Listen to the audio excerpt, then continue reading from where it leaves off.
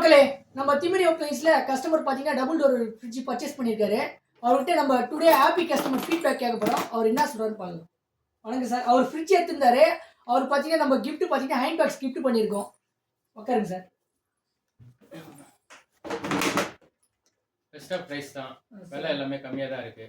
வெளியில விசாரிச்சிருக்காங்க. வெளியில விசாரிச்சதை விட இந்த இடத்துல பிரைஸ் கம்மியா இருக்குன்னு தான் சொல்லியிருக்காங்க கஸ்டமர். அதனால தான் இங்கே வந்து இப்போ ஃப்ரிட்ஜ் எடுத்துருக்கோம். பரவாயில்ல, கிஃப்டாகவும் இதை கொடுத்துருக்கீங்க. பெஸ்ட்டான ப்ரைஸ் தான். இப்போ நீங்கள் யார் மூலியமாக வந்தீங்க சார்? இதுக்கு முன்னாடி நம்ம கஸ்டமர் யாருன்னா நம்ம ஃப்ரெண்டு ஒருத்தர் வந்து இங்கே எடுத்து தான் சொன்னார். நான் அவர் விசாரிக்கும் போது வெளியிலலாம் விசாரிச்சாராம். அதை விட ரேட்டிங் கம்மியாக இருக்குது. ரெண்டாவது அந்த பழைய ஃப்ரிட்ஜு வந்து நீங்கள் தான் கொஞ்சம் விடுகிறதா சொன்னாங்க. அதனால தான் இங்கே வந்து நம்ம எடுத்துருக்கோம். மக்களே, இவர் பார்த்தீங்கன்னா நம்ம கஸ்டமர் பார்த்தீங்கன்னா நம்மக்கிட்ட ஒரு கஸ்டமர் வந்து ஃப்ரிட்ஜ் எடுத்து போனார்.